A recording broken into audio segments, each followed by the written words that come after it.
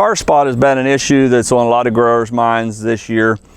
As we think about tar spot coming in 2 years ago into Pennsylvania in 2020 for the first time, we still have a lot to learn.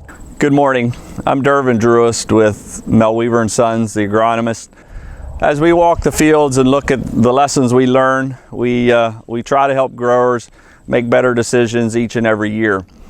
In this research field that I'm standing in, we chose to treat this field early. The fungicide application went on when we had 10% of the tassels emerged. And as you can see here in this field, we have a little bit of tar spot on the treated acre. But in a moment, I'll show you the comparison between treated and untreated. And we'll talk a little bit about the timing as well.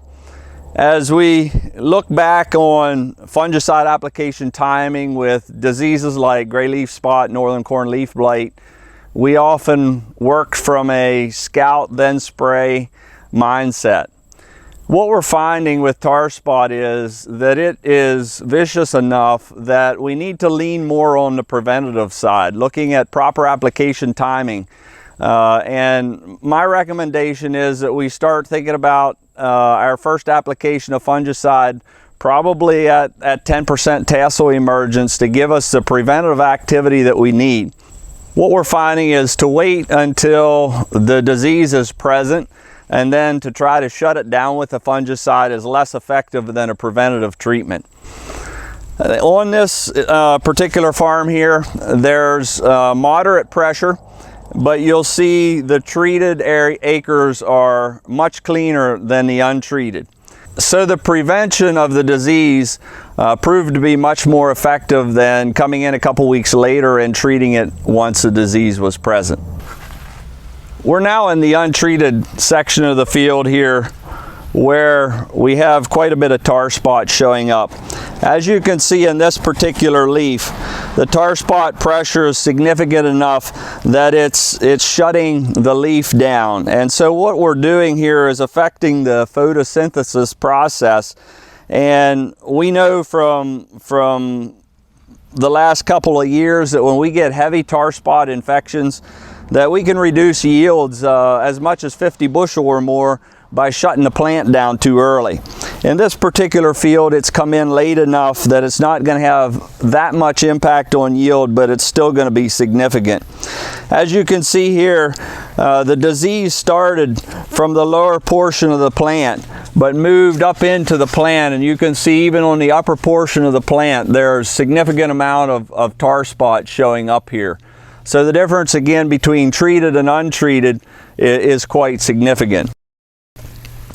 I've been getting a number of calls from growers this year who applied fungicide at brown silk, and within 10 days after application of the fungicide, they had results that looked similar to this, where the disease pressure broke really hard and they questioned whether the fungicide was effective.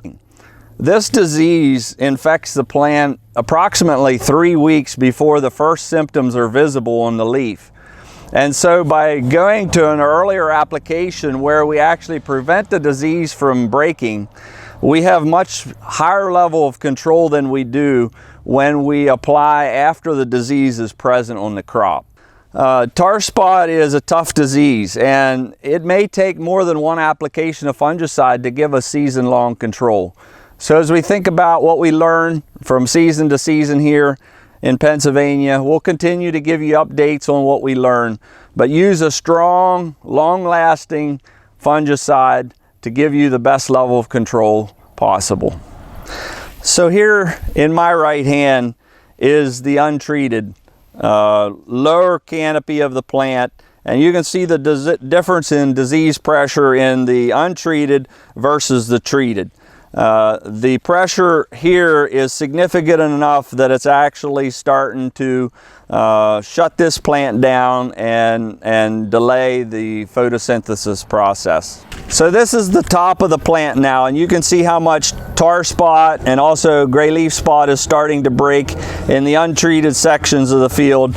And where we applied fungicide early on, at that 10% tassel spike, we have a much cleaner leaf. So let's talk just for a second about management tips for tar spot. One of the things that will be critical in managing tar spot is going to be a good crop rotation system. Anytime that we're harvesting the crop and leaving the residue lay on the field, that residue is going to be there for the following season and potentially give us an earlier infection and an earlier start with the disease the following season. So crop rotation is going to be critical. Using cover crops in that crop rotation system is always going to be recommended as well. Ask your seed supplier for varieties that they recommend. Most of your seed companies are doing testing in their research to resistance levels to tar spot, and it's easy to select varieties that are going to give you some built-in resistance. And so if we do proper crop rotation, we get the right variety selected, and then we think about early applications of fungicide and potentially even 2 or more applications of fungicide to handle that disease pressure. Even though we have a disease that seems to be very problematic and has a potential to reduce yields dramatically, I think we have some management techniques and we've got some good fungicides that we can help growers continue to maximize yields on their farm.